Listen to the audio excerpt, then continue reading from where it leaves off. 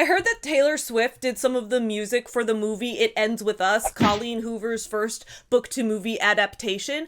I hope that if this book we're reviewing today ever gets adapted into a movie, that Taylor Swift not only does all the music for it, but also plays the main character. I am the Dayman. She'd be great at playing a character who impulsively takes airplanes across the entire country at the drop of a hat whenever she feels like it, with no consideration for the cost of plane tickets or the environmental impact. Happy Colleen Hoover Day, everyone! Today is November 9th, meaning obviously today we are going to be reviewing the book November 9.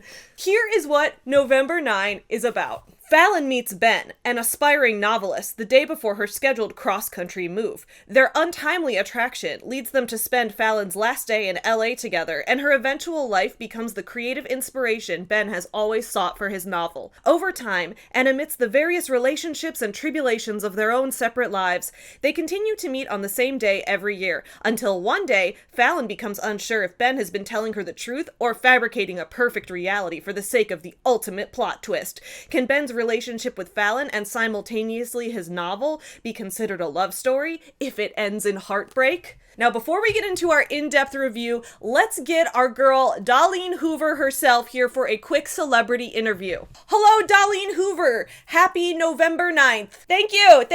I'll be here all week. No you won't. Your special day ends tonight at midnight, actually. Oh, good point. Thank you for sticking to the rules. So, Colleen, I have a question that's been eating away at me ever since I started reading this book. When you sat down to write November 9, what genre did you think you were writing? What do you mean? Well, I know you usually write romance, but then you wrote Verity, which was a thriller, but then it sort of felt like you tried to make it a romance at the end, and then the tone got super confusing. So I'm kind of curious about this book, because I started reading it right before Halloween, and I was watching lots of spooky movies, and I thought, okay, this book is doing a really awesome job of being this, like, intense psychological horror, but then the ending confused me. Why did the end confuse you? Because the end made me feel like it was going for a romance novel. I wasn't sure if the ending feeling like a romance novel was meant as a commentary on the ways that when we let books influence our lives too much, when we try to live our lives according to the tropes that we love in the books we read, we might get this surface level happy ending, but with the deep trauma still living beneath the surface because real life isn't a fictional story. That was word salad, try again. Okay, was I supposed to be happy about the two main characters ending up together? Is that a real question? Yes, it's a real question, because if I'm supposed to read this book as romantic, I'd give it 1 star, because it's not romantic, it's disgusting. But if I'm supposed to read it as a tragedy with an underlying psychological horror, coming-of-age drama type of thing, then I'd give it 5 stars, because I honestly think this book would be brilliant for that. Okay, so what did you rate it? Wait, what do you mean? What did I rate it? You said you'd give it 1 star for one interpretation and 5 stars for another. All I care about is my rating on Goodreads. What did you rate it? Well, I rated it 3 stars because I took the average. Savvy, I need you to understand something. You'll never truly know what's going on inside my mind. Even right now when you're talking to me, you're talking to a recreation of me that is only informed by the limited knowledge that you yourself have. So if a certain interpretation of the book leaves you feeling more satisfied, why worry about what I was thinking when I wrote it? You'll never know anyway, and once art is released to the public, it exists for the reader's consumption. Art is a conversation between speaker and listener, between creator and viewer, between writer and reader. My piece of the conversation is over. Now it's all up to you. Oh my god, Colleen! Are you actually a brilliant writer? Maybe I am. Maybe you are. Maybe we both are. Maybe neither of us are. We'll never know. That was Colleen Hoover, here with today's existential crisis. Get you some nuts. Yeah, you effing. Up yours, woke moralist. We'll see who cancels who. Hey, what's up everybody? I'm Savvy. Welcome back to Savvy Writes Books. On this channel, we do book reviews, we do media analysis, business commentary videos, a whole bunch of stuff. So if you're interested in any of that, please don't forget to subscribe to this channel. I put out new videos about those types of topics every couple weeks. Every once in a while, I ask myself the question, am I, Savvy, a better writer than Colleen Hoover? And the answer is that I am too close to myself to be able to judge that. So if you want to judge for yourself, you can check out the books that I've written linked in the description below, especially my young adult novel, One Final Vinyl, which just had a new re-release with a new cover, a new interior, and its first ever hardcover release, so definitely check that out. My dolls in the background that represent the characters are sitting right there with it, so it's a fun time. Before we get deeper into our review today, I want to give a thank you to my Patreon supporters. Their names are up on the screen. Thank you so much to everyone who supports this channel. I really appreciate it. You guys make it possible for me to continue making as many videos as I do.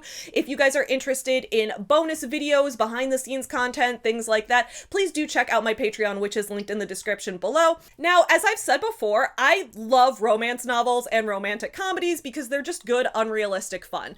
Authors like Colleen Hoover do not portray realistic relationships that have any connection to my real life. But you know what does actually have a positive impact on my real life relationship? Today's sponsor. Today's video is sponsored by the Paired app, which helps couples stay in love.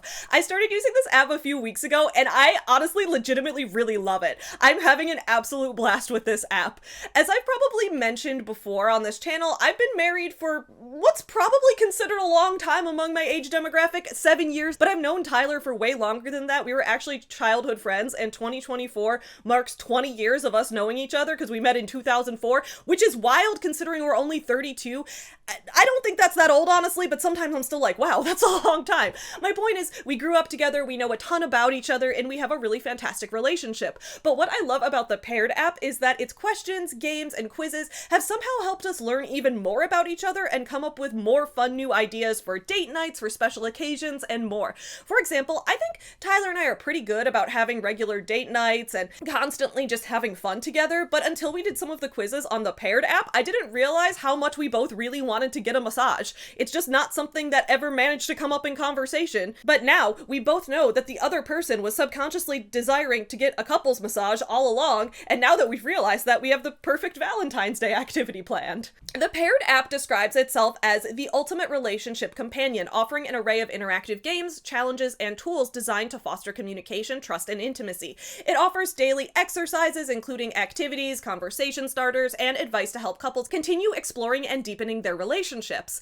What's special about the Paired app is its backing in research. It includes advice from licensed therapists and relationship counselors, but that advice never feels boring or dry. Instead, it's incorporated into daily quizzes and little personality-inspired games, so answering questions on this app has been such a fun way to start each morning. And what's nice is, after Tyler and I have both done the same quizzes and exercises, we can discuss the answers with each other, which further sparks conversation about topics that we just may have never even considered discussing before. Basically, the Paired app has been both a fun way to play games with my spouse and also an excellent conversation starter. If you're interested in trying the Paired app, you can use my link in the description below. When you click on my link in the description below, you can get a 7-day free trial and 25% off of Paired Premium. I hope you enjoy using the Paired app and deepening your connection with your own romantic partner. Actually, you know what other activity I like doing with my partner? Roasting ridiculous romance novels. So let's get back to our review. November 9 is simultaneously the best and worst book that I've read this year, but that's Colleen Hoover for you. She is Paradox City, okay? I think that there are two readings you can do of November 9. If you're reading this book wanting to go, oh, I'm so happy for them, what a sweet romance, and that's the ending you want, throw this book away. Set it on fire. Just make sure your daughter isn't asleep in the house first, okay? We'll get to what that means. But if you read this as a tragedy, it's actually kind of amazing, but it's also like a little bit disappointing because I was expecting a different twist than the one we got. Actually, I was also expecting the twist we got, but I thought it was gonna then go in a different direction from there. So first things first, okay, this book is just batshit, all right? This book is off the wall wild. If it ends with Us is the Room and Ugly Love is the Neil Breen filmography and Verity is God's Not Dead, then November 9 is, I want to say, stone cold. Or maybe it's some even darker, like 70s horror exploitation movie filmed on a potato and made for the budget of 2 corn dogs.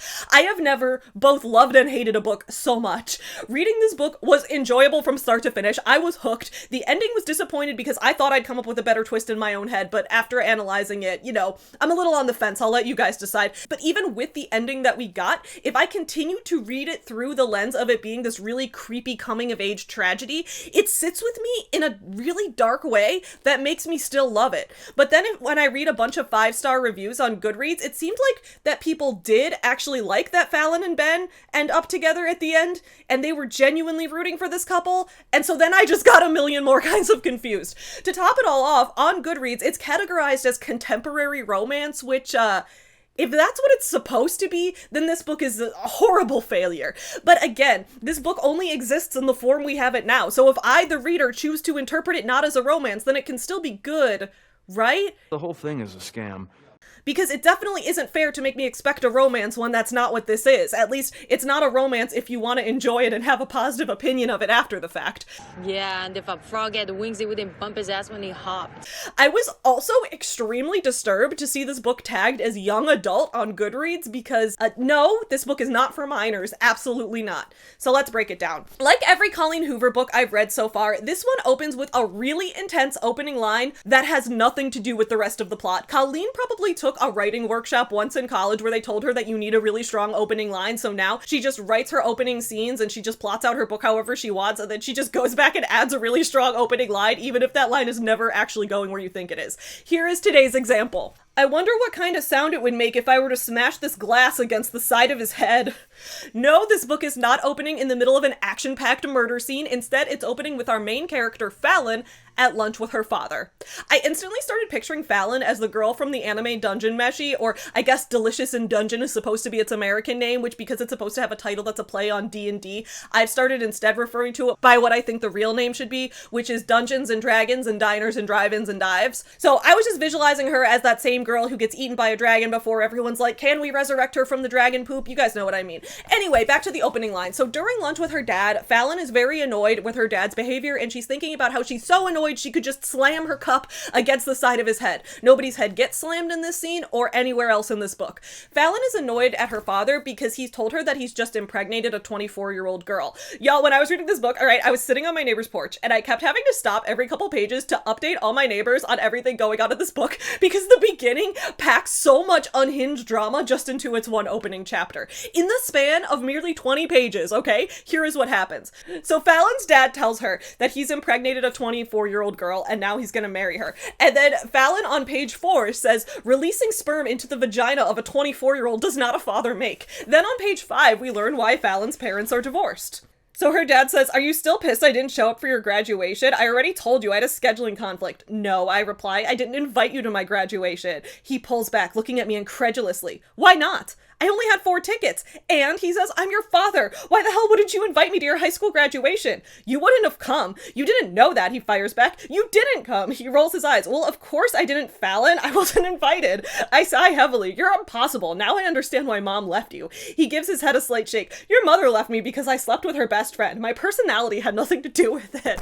After that, we learn that Fallon's dad is the famous Donovan O'Neill, an actor from decades ago who played a character that only people's dads remember. But he has the ego of someone who's still relevant. Then we learned that teenage Fallon followed in her father's footsteps to become an actor as well, and her dad served as her manager, but he liked being her manager more than he liked being her father, so their relationship was about business more than it was about family. This is how Fallon describes her career on page 18. I was one of the fastest up-and-coming teen actresses just 2 years ago, and the moment the fire burned away my looks, the studio pulled my contract. I think he mourns the idea that he's not the father of an actress more than he mourns almost losing his daughter to a fire that was caused by his carelessness. Once my contract was canceled, we never spoke about the possibility of me acting again. We never really speak at all anymore. He's gone from being the father who spent his entire days on set with me for a year and a half to the father whom I see maybe once a month. Yeah, so Fallon's dad's house caught on fire and he escaped, but because Fallon lives with her mom most of the week and only lives with her dad on the weekends, he just somehow forgot that she was in his house and he didn't rescue her, and she almost died, and now 30% of her body is burned and covered in scars. No way. Yeah. So now instead, Fallon narrates audiobooks, and her dad has this to say about that career choice on page 13. What happened to the narrating job, he asks. I'm still with them. Audiobooks are recorded in studios. Studios exist in New York. He rolls his eyes. Unfortunately, what's wrong with audiobooks? He shoots me a look of disbelief. Aside from the fact that narrating audiobooks is considered the cesspool of acting, you can do better, Fallon. Hell, go to college or something. So we hate Dad, okay? Not only is he a negligent father and an extremely ableist asshole, but he also has no respect for audiobook narrators, and that's a very important job. Fallon tells her father that tonight she's leaving to move to New York because she wants to pursue a career on Broadway, and her dad's like, no, you're too disfigured for Broadway. Clearly Dad, who's a professional actor, has never heard of stage makeup or prosthetics, and if he has, it's probably a form of artistry that he has no respect for, much like voice acting. So then a guy in the next booth over hears the fight and slides in next to Fallon claiming that he's her boyfriend. This guy, who is Ben, our love interest, has decided to swoop in and be Fallon's fake boyfriend to help her stand up to her dad. Which, to be honest, she was doing a fine job of that on her own, but we'll learn how Ben always views himself as the hero in every story, okay? So now Fallon has a fake boyfriend and the relationship plot begins. No way. Way. This all happens in the first 20 pages. And I was like, okay, wow, we are in for a wild ride today. If I can give this book one major compliment right here, it's the pacing. This book is fast-paced and it kept my interest. Never once was I bored. So then we shift into Ben's perspective and we learn that this boy is Red Flag City. On page 24, I seem to have a one-track mind, and that track leads straight to the two things I shouldn't even be thinking about right now. Her boobs. Both of them. And then, while he's staring at her boobs, he starts thinking about the burns on her body. And of course, this thought leads me to her breasts again. Are they scarred too? How much of her body is actually affected? So Ben is obsessed with Fallon's boobs, and we later are going to learn that he's also obsessed with her panties. He has a fetish for women's underwear, and he keeps making that her problem. She's like, I have scars on my body. Isn't that the first thing you noticed about me? And he's straight up like, no, actually, the first thing I noticed was your ass. You were walking by my booth, and I was staring at your ass, and I was looking really hard to find your panty line, because that's what I do when I stare at women, and I didn't see a panty line under your jeans, so I thought maybe you were wearing a thong, and now I'm still wondering if you're wearing a thong. And then he's gonna just keep bringing up the panties over and over again. I have a lot to unpack in this book, so I'm not even gonna spend that much time focusing on Ben's underwear fetish or all of his other red flags, although we will get into some of them. But I do highly recommend that you check out a few other YouTubers who have talked about this part of the book, like the panty fetish specifically, in a really hilarious way, namely the channel With Cindy and the channel Amanda the Jedi, both who did fantastic, hilarious reviews of this book also, so check that out. On page 26, Fallon launches into a monologue that sounds like something that Benadryl Cucumber Patch would say when he's playing Sherlock Holmes on the BBC. Your burger has mayonnaise on it, and since mustard is hardly ever eaten for breakfast, you're inhaling your food like you haven't eaten since yesterday, then the stain is more than likely from whatever you ate for dinner last night, and you obviously haven't looked in a mirror today, or you wouldn't have walked out of your house with your hair looking like that. Did you take a shower or fall asleep without drying your hair? Because hair as thick as yours bends when you sleep on it, makes it impossible to fix without rewashing it. How in the heck did the front of your hair get so jacked up? Do you sleep on your stomach or something? What is she? A detective? We learn that Fallon is not a detective, but she used to play one on TV, which is basically the same thing. She used to star on this Nancy Drew-inspired teen drama called Gumshoe, which is also the name of my favorite Ace Attorney detective. Fallon's detective skills come back once or twice in this book, but they're never really called out, and I don't think Colleen uses them enough at all. So Ben continues to proudly wave his red flags all over the toxic male's pride parade. On page 36, he says, I was so relieved because I could tell with that one simple movement that you were really insecure, and I realized since you obviously had no idea how fucking beautiful you were, that I just might actually have a chance with you, and so I smiled because I was hoping if I played my cards right I might get to find out exactly what kind of panties you were wearing under those jeans. Ben is putting on his best early 2010s boy band act, straight up saying, you don't know you're beautiful, that's what makes you beautiful. In the next chapter, we learn that Fallon's mother, the one that her dad cheated on with her best friend, her mother first fell in love with Donovan O'Neill at age 16, and then she divorced him at age 23. So I guess Fallon's parents are pretty young, like they've got to be barely 40 or something. I'm not sure how old they were when they had her. But because her mom realized at age 23 that her dad sucks, she's like, Fallon, don't fall in love as a teenager because your brain isn't developed yet. Which is true, but Fallon takes this to mean go ahead and fall in love at any time, but don't commit to a relationship until you're 23 years old. Exactly the day you turn 23 makes all the difference. So Fallon has this rule in the back of her mind, and she won't even date Ben for 5 more years, assuming they still know each other then, considering she's leaving tonight to move to New York. Ben decides to get them dinner reservations before Fallon has to go to the airport, and this is when Ben starts waving his straight men pride parade solid red pride flag. He starts waving that all over again. Fallon invites Ben to her house, which she shares with her roommate Amber and Amber's boyfriend Glenn. She invites him over there to help her pack for her upcoming flight, and while he's going through her clothes, he pulls out this revealing dress and asks her to wear it to dinner. On page 45, I shove the dress back at him. I don't want to wear that. I want to wear this. No, he says, I'm paying for dinner, so I get to choose what to stare at while we eat. Then I'll pay for dinner and wear the dress I want to wear. Then I'll stand you up and go to Chipotle. I groan. I think we're having our first fight as a couple. He smiles and holds out his hand with his dress of choice. If you agree to wear this dress tonight, we can make up right now in this closet. He's relentless, but I'm not wearing that damn dress. If I have to play the honesty card, I will. I release a frustrated sigh. My mother bought me that dress last year when she was going through her Let's Fix Fallon stage, but she has no idea how uncomfortable it is to be in my skin, so please don't ask me again to wear that dress because I'm much more relaxed in clothes that don't show too much skin.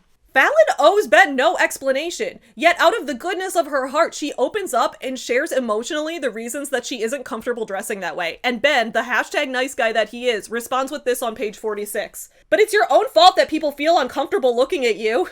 Ben, my dude, you've known this woman for like an hour. I mean, actually that's not true, but we're gonna get to the twist in a little bit, so stay tuned for that. Regardless, who is he to tell her what should or shouldn't make her feel comfortable when she's wearing it? So they accidentally end up sleeping through dinner, and then Fallon has to rush to the airport. Ben offers to drive her to the airport, and she sees absolutely no potential danger in this situation and goes along with it.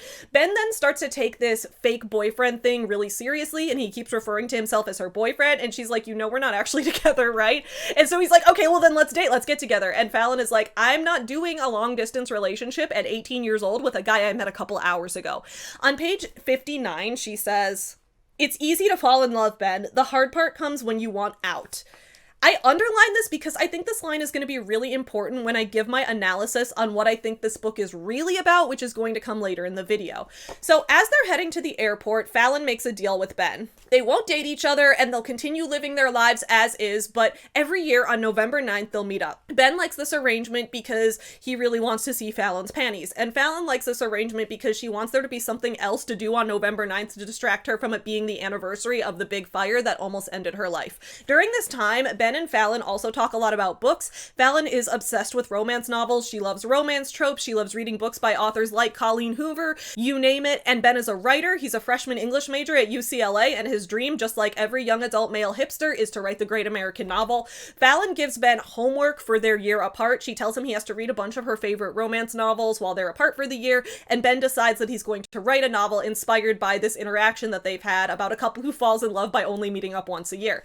On page 73, this is how they discuss romance novels. But what if one of us falls in love with someone else, he asks. Won't that ruin the book if we don't end up together in the end? Whether or not the couple ends up together at the end of a book doesn't determine whether that book has a happy ending or not. As long as the two people end up happy, it doesn't really matter if they end up happy together. And I was like, ooh, Colleen, I would not share that opinion on book Twitter, and I especially would not share it on book threads or romance author threads. I joined threads under my romance author pen name, and when I'm scrolling through the feed there, I feel like every other week I see another argument about, do the two main characters end up together in order for it to be a true romance, to which everyone says yes they do. If they don't end up together, then it's not a romance novel, it's literary fiction with a romantic themed plot or something like that. Romance readers are very particular about wanting the two leads to end up together at the end, and if you don't put them together, they feel scammed. I've seen some readers compare it to buying a mystery novel only to then have the detective at the end be like, I can't solve this mystery, we'll never know what happened, but at least we made friends along the way. Anyway, we learn that Fallon's definition of a happy ending doesn't mean that they have to end up together. And I'm also going to keep this in mind because I think it also becomes relevant later in the video when I'm going to break down, again, what I think this book is really about. Ben and Fallon don't give each other their phone numbers or email addresses. They block each other on social media. They will have no contact until next year on November 9th when they'll meet up at the same restaurant. This is so they don't end up getting attached to one another and ending up in the long distance relationship that Fallon didn't want. The next year on November 9th, Ben and Fallon get ready to meet up again, and the first thing we learn is that a year later, Ben has become such a great novelist that he can't stop literally letting out breaths he didn't know he was holding. He's waiting at the restaurant for Fallon to arrive, and she's 2 hours late because her flight got delayed, and he doesn't know that because they don't have each other's phone numbers. He thinks she's gonna stand him up when all of a sudden she appears, and Ben says this on page 86. I didn't know my lungs could hold this much air. I exhale, relieved and disappointed for her, but completely stoked that she actually did it. And then on page 88, Ben is still so stunned that Fallon actually showed up that he does it again. It says, I release a year-long pent-up breath, and I step forward and pull her into the most genuine embrace I've ever given anyone. That's my goal as a woman, to make self-absorbed, pretentious male writer types stoop so low that he will then let out a breath he didn't know he was holding, not once but twice, do the most cliche romance novel thing ever right in front of me. It's not long before Ben is obsessing over Fallon's boobs again. He really wants to see what the scars on her boobs look like from the fire. On page 99, he says, I want to do the book justice, and your injuries are something I have to talk about, so you should let me see it. We'll consider it research. Fallon is super uncomfortable about this, and she's like, bro, are you really gonna write in detail about the scars on my boobs? What's the big deal? Like, you can see how that's super weird, right? And he's like, Fallon, you're so beautiful. Don't let your scars define you. And for some reason, she's convinced by that, and she shows him her boobs. Fallon goes to Ben's house and meets the other characters in his life. We've got Ben's older brother, Kyle, and Kyle's fiance, Jordan. And then we have Ben's older brother, Ian, who is the same Ian from the book Ugly Love. So these books take place in the same universe. Ian is the best friend of Miles, the love interest from Ugly Love, and Miles is always showing up at their house with his wife, Tate, the main character of Ugly Love. And having Miles and Tate and Ian in this book does absolutely nothing to advance the plot. It's just there to show that the books are in the same universe. Always a big fest. And that doesn't really bother me that much because I do the same thing when I'm writing cheesy Christmas romances for my own romance author name, so I think that can be more of like a fun Easter egg than anything to be annoyed about. When Kyle sees Fallon, though, he starts acting weird, and he pulls Ben aside and reprimands him about something mysterious that Fallon doesn't know, and then he hits Ben really hard in the face. Fallon is confused as to why her presence has caused Kyle to react so strongly when he's never seen her before. Ooh, foreshadowing! Then Fallon tells Ben that she doesn't have any siblings because the 24-year-old her dad impregnated in chapter 1 was actually lying about being pregnant because she wanted to marry him for his money, but then she learned that all his royalties from his time as a 90s sitcom action star or whatever he was, all that money has dried up and he's not rich anymore, so she left him, which is a shame because I was actually looking forward to that plot continuing. In the next chapter, Ben decides to get a tattoo and he wants Fallon there with him. She sits on his lap while he gets the tattoo, which no tattoo artist would ever allow. That is the second most unrealistic part of this book. We'll get to the most unrealistic part in a bit, but second place goes to a reputable tattoo artist allowing another human to sit in their client's lap while they're tattooing. How about no? Most tattoo places I've been to don't even let you pass the gate if you're not the one getting tattooed yourself. You just wait on chairs or a bench at the front of the shop if you're like waiting there with someone else. That's just my brief experience of having gotten 18 tattoos over the past decade, though. Fallon and Ben say goodbye to one another and prepare to meet again next year on November 9th, but this time Ben is going to visit Fallon in New York instead. But before Fallon's plane takes off, Ben rushes onto the plane too. And he's like, I bought a last minute plane ticket so they'd let me on the plane because I forgot to give you a letter and I'm not going to see you until next year and you need my letter. So where are these people getting the money to not only fly across the country for a single day of meeting up,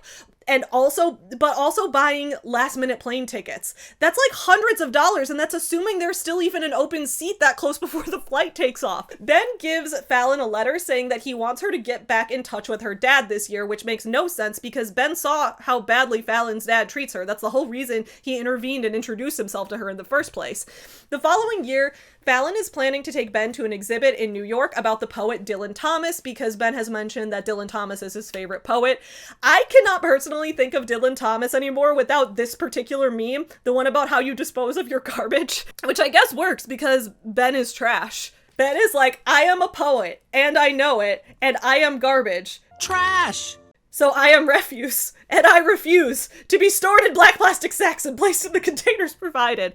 Honestly, that would have been such a good addition to the book. While preparing to go to the Dylan Thomas event, Fallon looks up information about him, and guess what she learns? Dylan Thomas died on, wait for it, November 9th. Fallon's waiting at the restaurant that they're supposed to meet at, and the waitress comes to give Fallon the phone because Ben is calling her. Remember, they never exchange phone numbers, so they have to call restaurants like we're in some 80s movie or something. On the phone, Fallon learns that Kyle isn't going to make it to New York because his older brother Kyle just died in a car accident. And not only is Kyle dead, but his wife Jordan, who was his fiance last year, she's also like 7 months pregnant. So Kyle will never get to be there to raise his child. Whoa. That got intense. Fallon is so moved by this that she does exactly what Ben did last year. She buys a last-minute same-day plane ticket and flies all the way across the USA to show up at Ben's door. Again, I think they need to cast Taylor Swift not just as Fallon, but as both Fallon and Ben when this becomes a movie one day, because the complete disregard for airfare and air miles is just so Swifty-coded. Then they have sex, which makes it the second time that Colleen Hoover has made her characters get horny while mourning a brother's death. The other time was in It Ends With Us, when Lily learns how Ryle's brother Emerson died, and then when they're in bed, she's like, Ryle, tell me about your dead brother, and he's like, his name was Emerson, and he died at age 6, and Lily's like, make love to me, monkey man, and then they bang right there. This happens again. I added this to my Colleen Hoover bingo board. After they do it, Fallon visits Kyle's widow, Jordan, and learns from her that Ben has signed with a literary agent for his upcoming novel, which he's also titling November 9. Oh yeah, the title sucks. This is the most unrealistic part of the book. The tattoo artist letting Fallon sit on Ben's lap, okay, that's unrealistic, but maybe the artist wasn't actually that reputable. Maybe in the year between November 9th, Ben got a nasty tattoo infection, and now he too has scars on his skin that he also can fetishize. But this, the agent, the concept of a literary agent signing an unknown author for their first book without a completed manuscript is absolutely unfathomable. It does not happen. However, again, in the lesbian Christmas romance that I just released under my pen name, I also portray a publishing company that doesn't work anything like the real publishing industry does, so whatever, I'll suspend my disbelief. The next year, on November 9th, they meet in Los Angeles again. This time, Ben has his nephew Oliver with him. Oliver is the baby that Jordan was pregnant with, the one that Kyle died before he ever got to meet. From the way Ben talks about helping Jordan with Oliver, Fallon uses her detective skills once again, and she deduces that, oh no, Ben and Jordan have started dating. So Fallon's like, bro,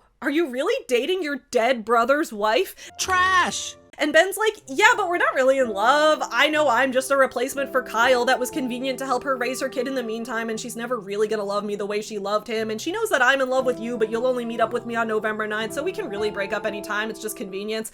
And Fallon's like, dude, that's fucked up, and she leaves. She's like, I am not meeting up with you next year, Ben. This situation is insane, goodbye.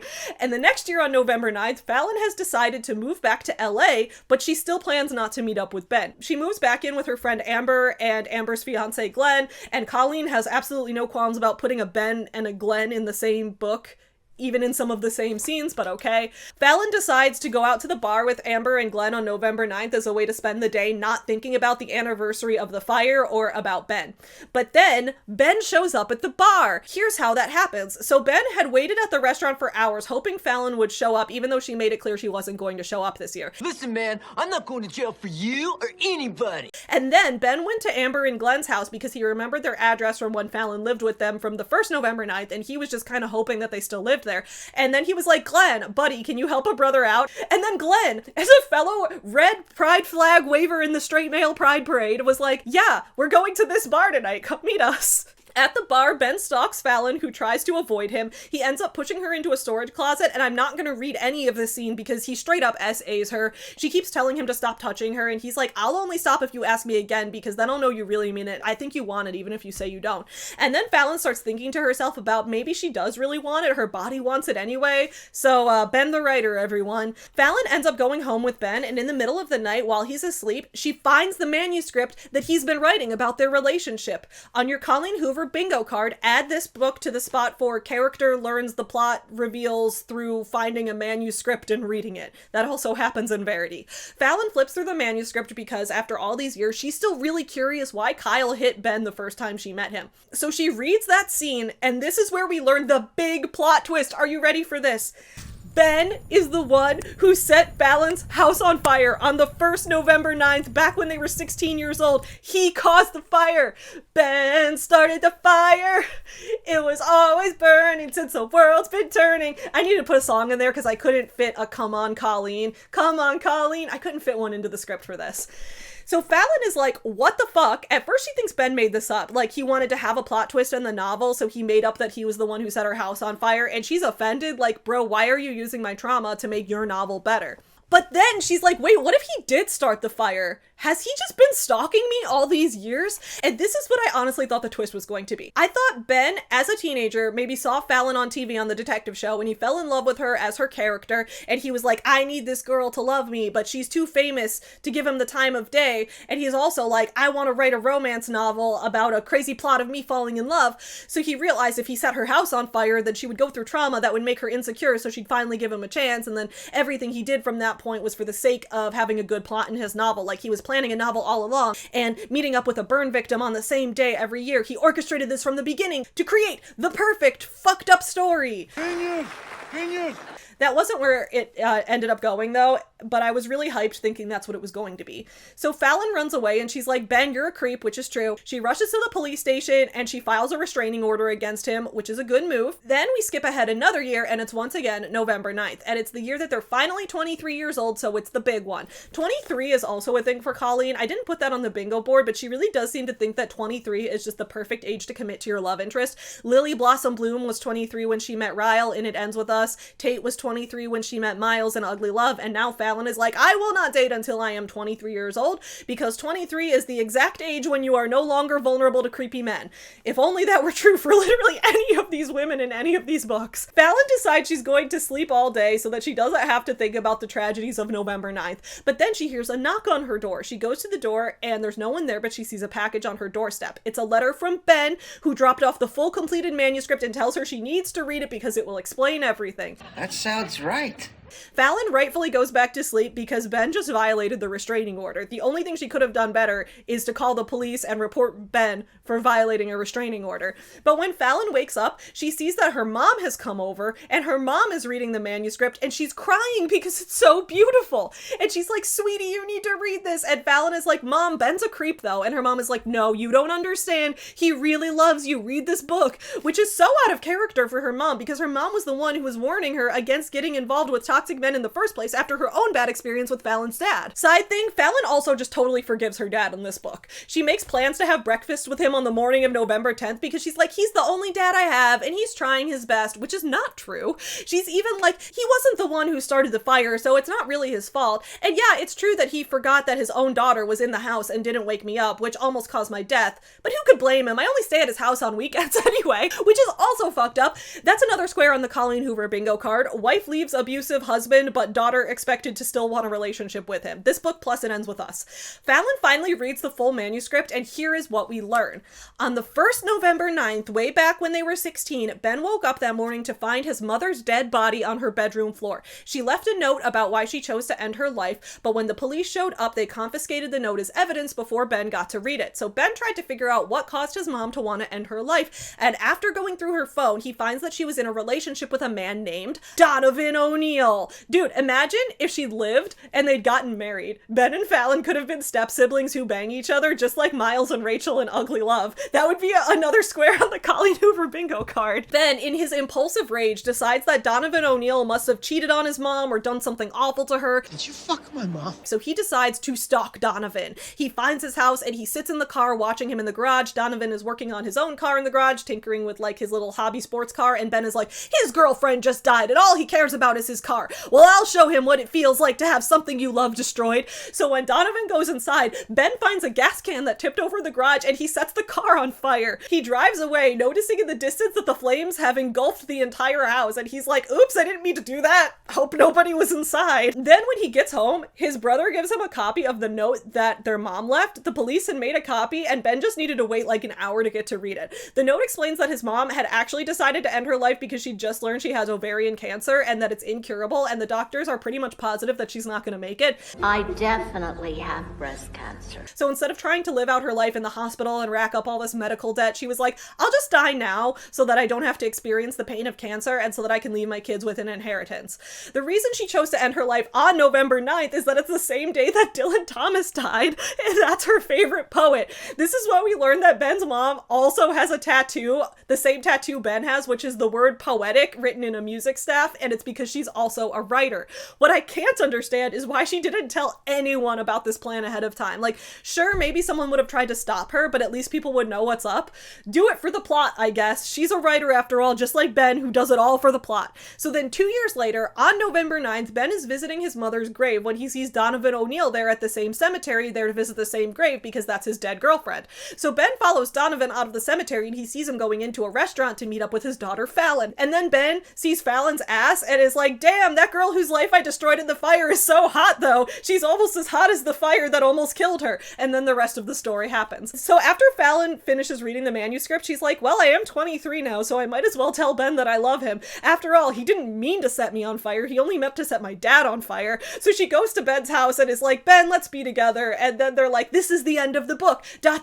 but not the end of our story. And then Fallon gets her own tattoo, which is a comedy and tragedy mask inside of a book, which I also think is significant in a minute when we get to what this book is really about. So of course, once again, it ends with them getting together, even though Colleen herself acknowledged much earlier on that she doesn't think two main characters have to get together for it to be a happy ending, but maybe she just didn't want to piss off book Twitter. On the bright side, the book does, however, end without Fallon getting pregnant, but don't forget, we still have the Hoover test. I established this in my review of Verity. We already have Alison Bechdel's Bechdel test. For a movie to pass the test, it has to have two named female characters who talk to each other about something other than a man. The Hoover test is like this. In order for it to be a Colleen Hoover book, book, there must be 2 named female characters and they both get pregnant, because Colleen has this really intense pregnancy fetish. In It Ends With Us, we had Lily and Alyssa both get pregnant. In Ugly Love, we had Rachel and Tate both get pregnant, Rachel twice actually, and then in Verity, we had Lowen get pregnant at the end, and Verity get pregnant 3 times throughout the book and describe her misery in overly gross fetishistic detail. In November 9, we have Jordan get pregnant, and I was pleasantly surprised that Fallon wasn't the other pregnant character. In this book, it was also Tate, because Colleen decided to set the book during the period in Ugly Love when Miles and Tate were expecting their first kid, like right around the epilogue in Ugly Love. So on the one hand, we do avoid the main character getting pregnant for no reason, but on the other hand, in exchange, Colleen had to give us completely unnecessary scenes that had 2 pregnant women in the same room at the same time discussing their babies and how they were going to be born mere weeks apart, even though Tate as a character plays absolutely no role in the story whatsoever. Do you understand?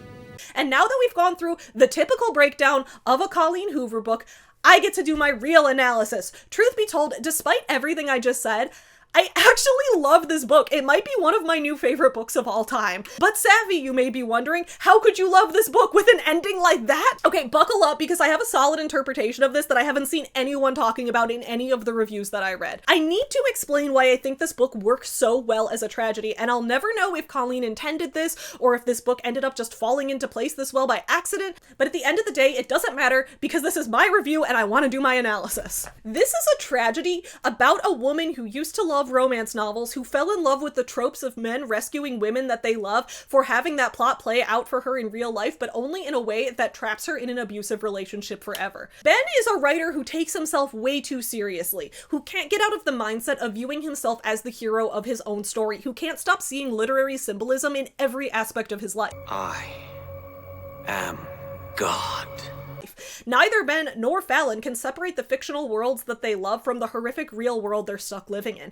As a result, they force themselves to live their lives by the rules of fiction, which only results in tragedy. It starts when Ben sees himself as the hero during his mother's death. At 16, he's already cast himself as the hero in his own life, and he can't fathom that things outside of his control might just happen. Ben is the embodiment of a man who can't understand that his role isn't always to be the hero, and by trying to rescue the women around him, he only causes more trouble, but because he's so stuck in this self-aggrandizing, navel-gazing writer mindset, he can't see that he's not the one who can fix everything. He can't see that he needs to actually remove himself from the situation for the good of others. In his mind, when he's the hero in his own story, he needs to fix his own wrongdoings, otherwise he can't complete his character arc. And if he can't complete his own arc, he can't be the protagonist, which to him as a self-obsessed writer is the worst possible fate he could encounter. This is the worst!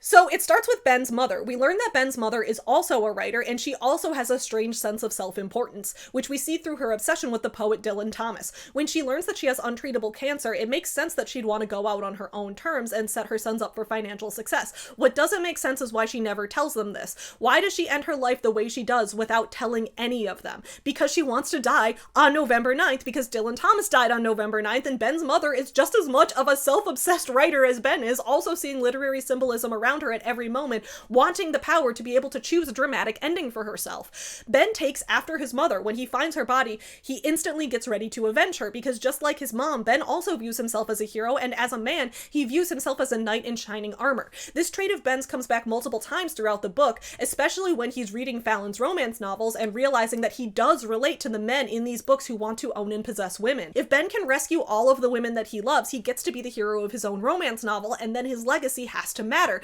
Existential crisis averted, right? Trying to avenge his mother goes wrong, though. Through his unshakable white knight mindset, Ben fails to consider that his mother might have ended her life over something unrelated to her relationship, and because of that, he ends up setting an innocent girl's house on fire. He sets out to avenge one woman, but doesn't, and instead only ends up hurting another woman. As soon as Ben learns how his actions hurt Fallon, in this case through setting her house on fire and almost killing her, Ben learns absolutely nothing. He's a 16-year-old pretentious literary asshole. He's still the living embodiment of the guy in your MFA Twitter account. His mind can still only see one solution. Now his purpose is to rescue Fallon instead. This is his purpose. He cannot fathom that the best course of action would be to just leave everyone alone because he can't be the hero.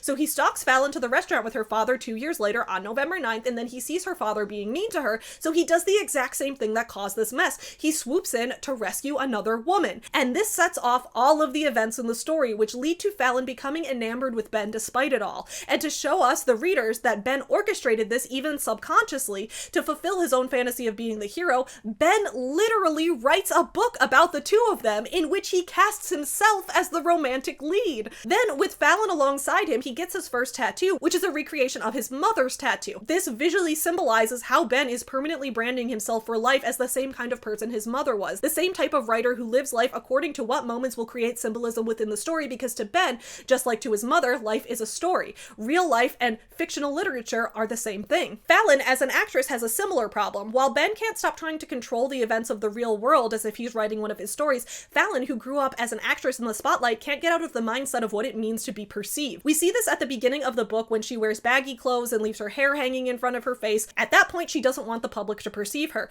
but when she learns Ben's perception of her is positive, she lets him in. Because she's lived her life playing roles and being watched by other people, her motivations relate to how other people are perceiving her. When Ben perceives her as sexy, she puts on the revealing dress for him. In a way, she's forever locked into the mindset of acting, of always playing a role, because that's the only life she knows.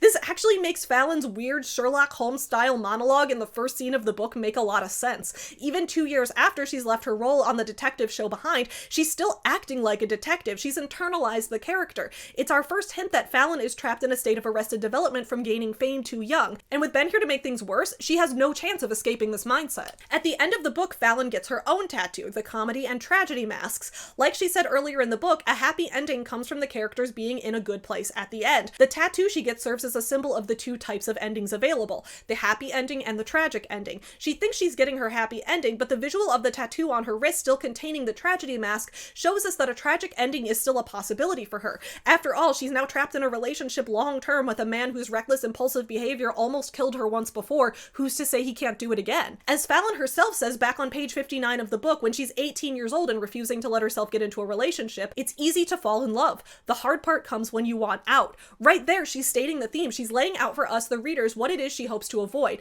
But in a tragedy, when a character tries to avoid their worst fate, often the actions they take to avoid that fate end up leading them directly to that fate instead. See plays like Oedipus, for example. It's a self-fulfilling prophecy. She tried to avoid falling in love too young, but she did it anyway. What happens when she wants out? Is she just trapped forever? This book serves as a warning for creatives to learn when to separate the stand-ins for emotional growth we see in fiction for the complicated ways we have to deal with emotions and the nuances of human interaction in real life. It's also a solid commentary on the ways that fiction portrays relationship dynamics and gender roles, and how that never actually plays out quite so smoothly in reality. I'll never know Colleen's true intentions when writing this book, but I do think that there is a satisfying reading of this, and I think that people who thought that the story was sweet and romantic, or people on the other side who thought the story was offensive and problematic, I think both sides are missing what could be a much bigger and more impactful story that we could find in this. It's kind of like the debate I see when people talk about the book Lolita. Some people are like, this book is so offensive and problematic, and those people need to read the book closer. And then other people are like, what are you talking about? It's a beautiful love story, and those people need to be investigated by the authorities. November 9 isn't quite as dramatic of an example as that, but I can see it having a similar impact on me as a reader. Seriously, this is the fault of the publisher. Simon & Schuster, listen up. Repackage this book as a coming-of-age tragedy. Do not call it romantic comedy. Do not call it contemporary romance. Definitely do not call it YA fiction. Colleen doesn't even have to change a word of what's written in this book. Exactly as it is, this book could be re-released as a coming-of-age tragedy meant to create commentary on the hubris of young creatives and how that causes their own downfalls. I like it. And it works as that, exactly as it is. Ben is a main character antagonist and Fallon is a tragic hero. If you read it that way, the book hits really hard, actually. So that's how I'm going to interpret this book. Where Simon & Schuster chooses to place it on a shelf for the sake of marketability does not impact the reading that I'm going to take away from it. It does impact my rating on Goodreads, because review systems are meant for the sake of sales, and by calling this book a romance, they're scamming the public. But in terms of what I'll actually take away from this book emotionally, I'm choosing to let this book stand on its own in a vacuum. In summary, November 9 is the world's biggest failure of a romance, but as a tragedy, it's kind of a masterpiece. It's almost as good as my story called August 8. August 8, 2024 is the day that the movie version of It Ends With Us released, and August 8th, 2004 is the day that the Dave Matthews Band tour bus dumped 800 pounds of poop into the Chicago River while a boat full of people was going by. That means every 20 years on August 8th, people need to get hit in the face with shit, whether it's coming through a bridge grate or being shown to you at the movie theater. I wonder what August 8th, 2044 will bring. Only time will tell. Let me know your thoughts on November 9, on my reading of it, what your reading of it was. I want to know all your thoughts on that in the comments below. But for now, I will see you guys again in a couple weeks for some more videos, but today, I really hope you have a good November 9th. Happy Colleen Hoover Day, everyone. Bye! Get you some nuts. Yeah, you effin'. Up yours, woke moralist. We'll see who cancels who.